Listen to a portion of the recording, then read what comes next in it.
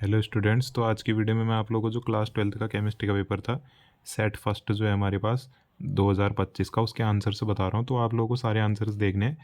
हो सकता है कि किसी किसी क्वेश्चंस में थोड़ा क्वेश्चन कन्फ्यूजन हो, लेकिन फिर भी मैं सही आंसर आप लोगों को बताऊंगा। फिजिकल केमिस्ट्री के थोड़े क्वेश्चन अभी मैं इस पार्ट में तो नहीं डाल रहा हूँ, क्योंकि उसको सॉल्व करना है ना पूरा अच्छे से, तो आंसर वगैरह वो निकालना पड़ता है पूरा अच्छे से। पता ही है आप लोगों को इलेक्ट्रोकेमिस्ट्री जो भी है, सॉल्यूशन वॉल्यूशन। देखो, which of the following transition metal ion is not coloured, तो कॉपर +1 था इसका आंसर, वो कलरलेस होता है ड्यू टू, ये तो कुछ लिखना ही था, ऑप्शन सीधे सीधे ऑप्शन इतने थे, मैंने कॉपर +1 हो गया सही आंसर। किसका बॉइलिंग पॉइंट हाईएस्ट होगा, मेरे को 1% KCl इसका सही आंसर लग रहा है। बाकी आप लोग भी देखना, थोड़ा इसमें कन्फ्यूज़न तो है, लेकिन नहीं, यही होना चाहिए वैसे ना सही। देखो, सॉल्ट भी यही है इन सब में से ना। तो देखो, नेक्स्ट क्वेश्चन क्या है हमारे पास, इलेक्ट्रोलिसिस ऑफ डाइल्यूट H2SO4 जब करते हैं प्लेटिनम इलेक्ट्रोड में, तो कौन सी गैस एनोड में आती है। ये तो खाली फालतू घुमाने के लिए दे रखे हैं। एनोड में ऑक्सीडेशन होती है तो ऑक्सीजन गैस आएगी, जो भी है देख लो। अब इसको सही आंसर ऑक्सीजन गैस है। अगला क्वेश्चन है कि एक्टिवेशन एनर्जी हम लोगों को किसी रिएक्शन की बतानी है, तो किस मेथड से बता सकते हैं, या ग्राफ में कौन से प्लॉट से। तो रेट कांस्टेंट वर्सेस टाइम का जो प्लॉट होता है, ये वाला ऑप्शन सही होगा। ठीक है, बाकी के सेट में भी इसी टाइप के थे क्वेश्चंस ना। देखो, अब नेक्स्ट है हमारे पास कि which of the following represents the fraction of molecule with energy.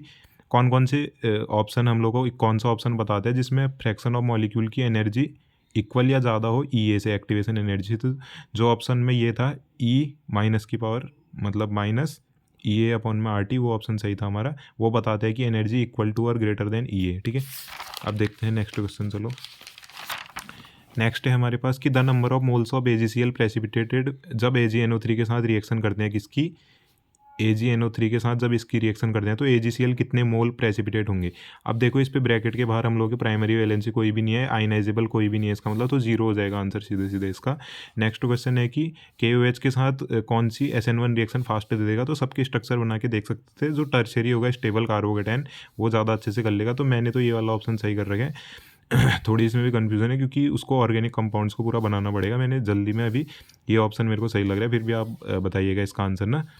SN1 reaction वही तो दिखाता है, टर्शियरी कार्बोकेटाइन सबसे तेज स्टेबल कार्बोकेटाइन। नेक्स्ट है, ये तो सही था, एसिडिक होगा इसका आंसर। एल्कोहल कौन ज़्यादा अच्छे से एल्कोहल का कौन सा नेचर पता चलता है जब वो सोडियम के साथ रिएक्ट करता है, ये रिएक्शन से। एल्कोहल का कौन सा नेचर पता चलेगा इस रिएक्शन से, तो एसिडिक नेचर पता चलता है। ठीक है, क्योंकि अल्कोहल जैसे ही सोडियम के साथ रिएक्ट करते हैं तो एसिडिक नेचर बदलता है उसका। नेक्स्ट है हमारे पास, फिनॉल जब रिएक्ट करता है ब्रोमीन के साथ in the presence of CH2, तो क्या बनता है, ऑर्थो और पैरा ब्रोमोफिनॉल, ये ऑप्शन सही हो जाएगा। नेक्स्ट है हमारे पास कि एल्किल हैलाइड की जब रिएक्शन होती है एक्सेस ऑफ एमोनिया में, तो क्या मेजर प्रोडक्ट बनते हैं, प्राइमरी अमीन बनते हैं। नेक्स्ट है हमारे पास, नेक्स्ट क्वेश्चन है, अमीन एक्स जब रिएक्ट करती है हिंसबर्ग रिएजेंट के साथ, तो जो प्रोडक्ट बनता है वो क्या होगा, CH3 का होल ट्वाइस NH। ठीक है, प्राइमरी अमीन नहीं, सेकेंडरी अमीन। ठीक है, अब देखो नेक्स्ट क्वेश्चन है, the alpha helix structure is secondary. क्या होता है alpha helix structure, secondary structure होता है प्रोटीन का। नेक्स्ट है हमारे पास एसर्सन रीजन का क्वेश्चन कि एसर्सन है ऑर्थोनाइट्रोफिनॉल को हम लोग स्टीम डिस्टिलेशन से सेपरेट कर सकते हैं। ठीक है, नेक्स्ट है रीज़न है इसका, orthonitrophenol is steam volatile due to intermolecular hydrogen bonding. ये गलत है रीज़न, क्योंकि इंट्रामोलिकुलर हाइड्रोजन बॉन्डिंग होती है ऑर्थोनाइट्रोफिनॉल में। एसर्सन करेक्ट है, बट रीज़न इज इनकरेक्ट है। ठीक है, इस पहले वाले का। नेक्स्ट है कि कुकिंग टाइम कम हो जाता है प्रेशर कुकर के अंदर, एसर्सन है। Boiling point of water inside the pressure cooker is elevated, तो दोनों सही लग रहे हैं मेरे को, सही होगा एसर्सन और रीज़न दोनों। नेक्स्ट है हमारे पास कि assertion actinoids so irregularities in their electronic configuration, और रीज़न है इसका actinoids are radio active in nature. तो बोथ एसर्सन और रीज़न ट्री होते हैं, लेकिन रीज़न करेक्ट एक्सप्लेनेशन नहीं है एसर्सन का, क्योंकि एक्टिनोइड्स की और भी प्रॉपर्टीज़ हैं जिस वजह से वो इरेगुलरिटी दिखाते हैं इलेक्ट्रॉनिक कॉन्फ़िगरेशन में। नेक्स्ट क्वेश्चन है कि एसर्सन रीज़न वाला, एसर्सन है विटामिन के can be stored in body, reason है विटामिन के इज़ वाटर सॉल्युबल। तो एसर्सन तो हमारे पास सही है, रीज़न गलत है, क्योंकि वाटर सॉल्युबल विटामिन नहीं है, वो फैट सॉल्युबल है विटामिन के। नेक्स्ट क्वेश्चन है कुछ ऑर्गेनिक के, देखो जब ये रिएक्ट करता है एनिसोल HI के साथ तो फिनॉल बनता है और CH3I बाहर होता है। जब फिनॉल रिएक्ट करता है कंसनट्रेट HNO3 के साथ तो पिक्रिक एसिड हमको मिलता है। ठीक है, ये NO2 जुड़ जाएगा तीनों तरफ। जब ये कंपाउंड है हमारे पास MgBr लगा हुआ है, HCHO के साथ जब रिएक्शन करता है तो CH2O MgBr ये प्रोडक्ट मिलेगा, CH2O MgBr। ठीक है, एक क्वेश्चन है हमारे पास कि डी ग्लूकोज की रिएक्शन जब होती है HCN के साथ तो क्या बनता है। डी ग्लूकोज का स्ट्रक्चर ऐसा होता है, पूरा CHOH 4 बार आएंगे, लेकिन मैंने इसको कंडेंस फॉर्म पे लिखा है तो CHO और CHOH का होल 4 CH2OH, ठीक है। ये स्ट्रक्चर है। HCN के साथ जब रिएक्शन होती है तो यहाँ पर को क्या आ जाएगा, CN जुड़ जाएगा, ग्लूकोसाइनोहाइड्रिन बोलते हैं जिसको। नेक्स्ट पार्ट था इसका 1 मार्क्स मिलेगा अगर आपने CN जोड़ लगे ऊपर। ग्लूकोज का स्ट्रक्चर आना चाहिए था। नेक्स्ट क्वेश्चन है कि डी ग्लूकोज की रिएक्शन जब ब्रोमीन वाटर के साथ करते हैं तो क्या बनते हैं, कार्बोक्सिलिक एसिड, ये ग्लूकोनिक एसिड बन जाते हैं, ठीक है। ये सेम रहेगा, बस COH आ जाएगा। नेक्स्ट क्वेश्चन है कि जब डी ग्लूकोज रिएक्ट करते हैं एसिटिक एनहाइड्राइड के साथ तो क्या बनता है, पेंटा एसीटेट बन जाते हैं, मतलब कि ये 5 बार एसीटेट ग्रुप जुड़ जाएगा इस पर। ग्लूकोज का स्ट्रक्चर सेम था, ठीक है। 3 मार्क्स मिल रहे हैं इसमें। नेक्स्ट क्वेश्चन है ऑर्गेनिक केमिस्ट्री का है कि अगर हम लोग इथेनोइक एसिड से हम लोग को मेथिनामीन बनाने तो कैसे बनाएंगे। सबसे पहले CH3COOH की रिएक्शन करेंगे SOCl2 से तो क्या बनेगा, CH3COCl। जैसे ही अमोनिया की रिएक्शन करेंगे तो NH4Cl बाहर होगा, CH3CONH2 बनेगा, ठीक है। यहाँ पर कुछ ऐसी CH3CONH2 बना, ब्रोमीन और KOH के साथ रिएक्शन करेंगे तो CH3NH2, इसको हॉफमान ब्रोमाइड रिएक्शन भी बोलते हैं, ठीक है। अब देखो आप लोग ना कोई और मेथड से भी बना सकते हो इसको, इथेनोइक एसिड से मेथिनामीन, कोई और मेथड भी हो सकती है, ज़रूरी नहीं है कि SOCl2 वाली हो। ये तो बस एक प्रोसेस है इसकी सिंथेसिस के लिए। नेक्स्ट क्वेश्चन है हमारे पास कि प्रोपेन नाइट्राइल को जब 1 एमिनो प्रोपेन में जब कन्वर्ट करना है तो एक तो ये मेथड इसमें अनसेचुरेटेड वाला बन रहा है। नीचे मैंने करेक्ट मेथड लिखा है कि जब जैसे ही प्रोपेन नाइट्राइल की रिएक्शन करते हैं हाइड्रोजन के साथ सोडियम और इथेनॉल डाल के तो हम लोग को सीधे सीधे प्रोपेन 1 अमीन मिल रहा है और 1 मार्क्स भी मिल जाएगा इस क्वेश्चन में। इसमें भी 1 मार्क्स मिल जाएगा, ठीक है। पहले आप लोगों को क्या बनाना था, कार्बोक्सिल कार्बोनिल यहाँ पर को क्लोराइड बनाना था इसका, इथेनॉइल क्लोराइड, ठीक है। और यहाँ पर को क्या बना है, फिर NH2 ग्रुप जुड़ा उस पर NH3 अमोनिया डाल के, लास्ट में हॉफमान ब्रोमाइड करा के तब मिला क्या, मिथेनामीन। इसमें तो आसानी था ही, और मेथड भी हो सकते हैं, ज़रूरी नहीं है ये हो। नेक्स्ट क्वेश्चन देख लो, PKB वैल्यू ज़्यादा क्यों होती है एनिलीन की मैथिलेमीन से। क्योंकि क्या होता है, एनिलीन क्या होता है, वीकर बेस होता है। एनिलीन क्या होता है, वीकर बेस होता है मैथिलेमीन से।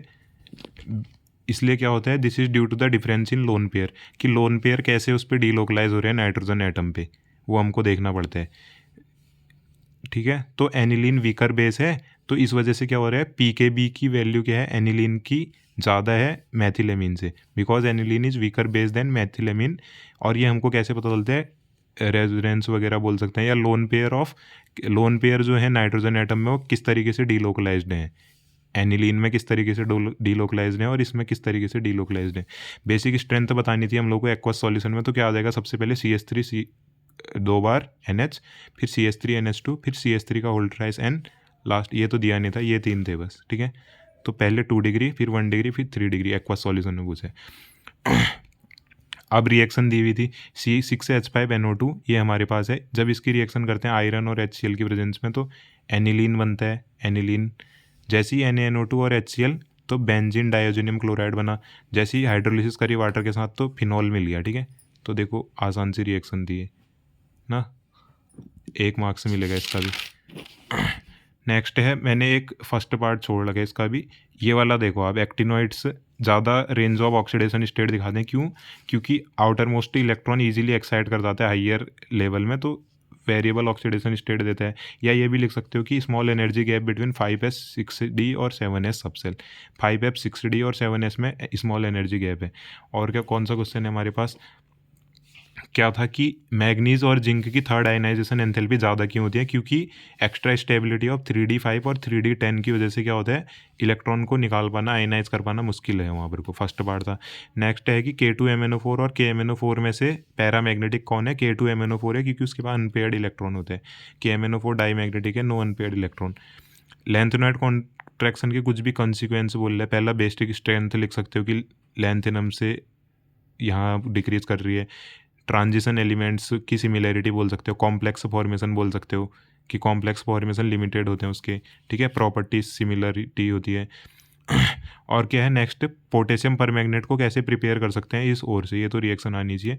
पहले 2MnO2 की रिएक्शन करेंगे बेस के साथ ऑक्सीजन की, K2MnO4, फिर K2MnO4 की जब HCl के साथ रिएक्शन करेंगे तो KMnO4, MnO2 और वाटर और KCl। तो ये हमारे पास कुछ थी। नेक्स्ट क्या है कि ऑक्सीजन की स्टेबिलिटी ज़्यादा क्यों है फ्लोरीन से हाइयर ऑक्सीडेशन स्टेट को स्टेबलाइज करने की। रीज़न कुछ भी हो सकते हैं, लेकिन जो अच्छा रीज़न आप लोग एक ऐसा भी बोल सकते हैं कि ऑक्सीजन मल्टीपल बॉन्ड बना सकते हैं मेटल के साथ, लेकिन फ्लोरीन सिंगल बॉन्ड बनाते हैं मेटल के साथ, इसलिए ऑक्सीजन क्या कर देता है, स्टेबल कर देता है हाइयर ऑक्सीडेशन स्टेट को देन फ्लोरीन। नेक्स्ट क्वेश्चन है कि एक ऑर्गेनिक कंपाउंड है हमारे पास XC5H10O, जिसका स्ट्रक्चर फॉर्मूला है, वो क्या होती है, उसकी अलग अलग प्रॉपर्टीज़ होती हैं डिपेंडिंग ऑन इट्स स्ट्रक्चर। तो पहला उसका स्ट्रक्चर दिखाने की जो कैनिज़ारो रिएक्शन दिखाए, तो कैनिज़ारो रिएक्शन के लिए अगर मैं C5H10O को अगर दिखाना चाहूँ तो कैसे दिखा सकता हूँ, CH3 का होल थ्राइस CCHO एल्डिहाइड करके दिखा दिया। तो NaOH के साथ जब रिएक्शन करी तो कार्बोक्सिलिक एसिड। और नेक्स्ट है हमारे पास, देखो नेक्स्ट क्वेश्चन, टॉलरेंस रिएजेंट को कौन रिड्यूस कर पाएगा और जिसमें कायरल कार्बन भी हो। देखो CH3 CHO कायरल कार्बन भी है और ये इसी फॉर्मूले का है C5H10O का। पहला पार्ट तो था कि इसका एक ऐसा कंपाउंड जो कैनिज़ारो रिएक्शन दिखाए, ये कर दिया हमने। नेक्स्ट बोला कि खाली स्ट्रक्चर बनाना था, रिएक्शन नहीं भी दिखाओगे चलेगा, इतना बना दोगे ना स्ट्रक्चर कोई सा भी वहाँ पर को इस मॉलिक्यूल से जो स्ट्रक्चर पूछा है बस। नेक्स्ट पूछा था कि टॉलरेंस रिएजेंट कौन रिड्यूस कर सकता है, तो स्ट्रक्चर बना दो बस ये, ठीक है। कायरल दिखाना था तो चारों तरफ अलग अलग ग्रुप होंगे। पॉजिटिव आइडोफॉर्म टेस्ट कौन देगा, तो ये देखो पॉजिटिव आइडोफॉर्म टेस्ट देगा। क्लीमेंसन रिडक्शन पूछिए तो ठीक है, रिडक्शन कैसे हो रही है यहाँ पर को, एसिटोफिनोल ले रखे मैंने, जिंक मर्करी HCl, तो एथिल बेंजीन बन जा रहा है। इटार्ड रिएक्शन क्या होती है, NCERT की थी आसान सी। हमारे पास क्या था यहाँ पर को, मिथाइल बेंजीन की जब रिएक्शन करी क्रोमियम ऑक्सीक्लोराइड के साथ CCl4 और वाटर की प्रेजेंस में, तो क्या हो गया, ये कार्बोनिल कंपाउंड और कार्बोक्सिलिक एसिड मिल गया, ठीक है। ऊपर वाली भी आसान थी, क्लीमेंसन रिडक्शन, ठीक है। कुछ क्वेश्चन है कि हमारा अगला क्वेश्चन है, there are 2 NH2 group in semicarbazide, लेकिन एक ही इन्वॉल्वड होता है फॉर्मेशन ऑफ सेमी कार्बाजोन, क्योंकि जो 2 NH2 ग्रुप लगे हुए हैं ना सेमी कार्बाजाइड में, उसमें से क्या होता है, एक ही इन्वॉल्व होता है, क्योंकि रेजोनेंस और रिएक्टिविटी की वजह से it is involve in formation of semicarbazones because of resonance and reactivity, ठीक है। ये था इसका रीज़न। तो इथेनॉल को हम लोग को, आप ये पढ़ भी सकते हो, यहाँ तक आंसर है, और भी रीज़न हो सकते हैं, ज़रूरी नहीं है मेरा ये वाला हो। इथेनॉल को ट्री हाइड्रोक्सी ब्यूटेनॉल में कैसे कन्वर्ट करेंगे, एल्कोहल है, कॉपर और ये सब डाल के एल्डिहाइड, फिर NaOH ये सब डाल के एल्डोल कंडेंसेशन करा दी, तो एक मॉलिक्यूल इस तरफ से जुड़ गया है, एक को एल्कोहल बना दिया, एक को वैसे ही रहने दिया, ठीक है। नेक्स्ट था ये कुछ नहीं, ऑक्सीडेशन कर दिए, ये पूछा था, प्रोडक्ट पूछा था। नेक्स्ट क्वेश्चन था कि फाइनल प्रोडक्ट बताओ जब थैलिक एसिड रिएक्ट करते हैं NH3 के साथ स्ट्रॉन्ग हीटिंग करके। तो थैलिक एसिड पहले हम लोग बना लेंगे, ठीक है, उसकी फिर जैसे ही रिएक्शन करेंगे तो ये इंटरमीडिएट बना एमोनिया के साथ रिएक्शन करके, फिर वीक हीटेड करा, कम हीट करा, तो एक हाइड्रोजन गायब हो गया यहाँ से, वाटर ऑक्सीजन भी गायब हुआ है, ठीक है। स्ट्रांगली हीट करा तो क्या हो गया, ये जुड़ गए, NH भी यहाँ पर से क्या हो गया हमारा, गायब हो गया और बीच में आ गया, ठीक है। तो इस टाइप का प्रोडक्ट बन रहा था। सीधे सीधे भी प्रोडक्ट लिख दिया होता तो चले जाता, इंटरमीडिएट पूछा नहीं था उसने, ठीक है ना, मैकेनिज्म में पूछा था। अगला क्वेश्चन है फिजिकल से रिलेटेड, फिजिकल केमिस्ट्री से। पॉजिटिव डेविएशन का मतलब क्या होता है राउल्ट लॉ में, तो पॉजिटिव डेविएशन मतलब कि उसका vapour pressure of solution is higher than, Raoult law ने जो बताया उससे हाइयर होगा उसका vapour pressure, occurring when intermolecular force between solute and solute molecules are weaker. जब सॉल्यूट और सॉल्वेंट मॉलिक्यूल के बीच में इंटरमोलिकुलर फोर्स वीक होंगे तो क्या होगा, हमारा पॉजिटिव डेविएशन आएगा, weaker then those between solute और सॉल्वेंट के मॉलिक्यूल्स से क्या होंगे, कम होंगे उसमें फोर्स ऑफ अट्रैक्शन। जब हम लोगों ने पॉजिटिव डेविएशन को दिखाना है ना राउल्ट लॉ से, तो क्या बताना है कि वेपर प्रेशर हाई होगा, जितना राउल्ट लॉ ने बताया उससे हाई होगा, प्रेडिक्टेड देन राउल्ट लॉ। तो किस में आता है, जैसे अगर हमारे पास कोई सॉल्यूट और सॉल्वेंट है, उसका इंटरमोलिकुलर फोर्स क्या हो जाएगा, हाई हो जाएगा देन प्योर, अगर हम लोगों ने सॉल्यूट और सॉल्वेंट के मॉलिक्यूल को ले हुए, एग्जाम्पल कुछ भी हो सकता है, इथेनॉल और वाटर ले लिया, तो ये मिनिमम बॉइलिंग एजियोट्रॉप भी बनाता है और positive deviation from Raoult law भी दिखाते हैं। अगला है हमारे पास state a condition under which a bimolecular reaction is kinetically first order, ठीक है। एग्जाम्पल कुछ भी हो सकते हैं, एग्जाम्पल भी बोलोगे रहे, जहाँ पर को ऑर्डर और क्या हो मोलिकुलरिटी सेम हो। तो बाईमोलिकुलर रिएक्शन क्या होती है, काइनेटिकली फर्स्ट ऑर्डर होती है जब one of the reactant is present in excess होता है, जब एक्सेस में होता है तो बायोमोलिकुलर रिएक्शन क्या हो जाती है, kinetically first order, effectively keeping it's concentration constant through out the reaction. लेकिन जो उसकी कंसंट्रेशन होगी उसको कांस्टेंट रखेंगे through out the reaction. Example कुछ भी हो सकते हैं, मैंने ले रखा है जब हाइड्रोलिसिस करते हैं एस्टर की, तो acid catalysed hydrolysis, water is taken in excess making it appear first order ester का concentration with respect to ester concentration. तो इसको पढ़ लेना, अच्छे से समझ में आ जाएगा जो भी है। नेक्स्ट पूछा था कि IUPAC नेम लिखो इसका, तो क्या हो जाएगा डाइक्लोरिडो बिस इथेन 1,2 डाइएमीन प्लेटिनम। ये बतानी थी उसकी ज्योमेट्री वगैरह बना देनी थी, ठीक है। आइसोमर तो सिस वाला ट्रांस वाला दिखा लो, बाकी और भी कुछ बोल लो ऑप्टिकली, वो सब रहने दो, चलो इतना भी बहुत है, ये बना दे दो सिस और ट्रांस, ठीक है। एक बार दोनों सेम साइड, एक बार दोनों अपोजिट साइड, जिसने कर रखा है सही है। बाकी तो इनऑर्गेनिक वगैरह कुछ था नहीं इसमें। अब देखो क्या है कि why are haloarenes less reactive towards nucleophilic substitution resonance answer. How does presence of NO2 group at ortho and para position increase. वही ये देखो क्या होगा, हेलोएरिन्स आर, क्योंकि क्या होता है, हाँ ये पार्शियल डबल बॉन्ड करेक्टर आ जाता है हेलोएरिन्स में। एरोमेटिक रिएक्शन में क्या हो जाते हैं, SN रिएक्शन कर लेती है, और जो NO2 ग्रुप है वो ऑर्थो और पैरा पोजिशन को क्या कर देता है, इंक्रीज कर देता है, क्योंकि रिएक्टिविटी हो जाती है। क्योंकि क्या है, NO2 ग्रुप हमारे पास क्या है, इलेक्ट्रॉन विड्रॉइंग ग्रुप होते हैं, ठीक है। आंसर पढ़ भी सकते हो तुम लोग, वैसे तो अब पढ़ के फ़ायदा ही गया, चलो हो गया, हटाओ। नेक्स्ट था ये 2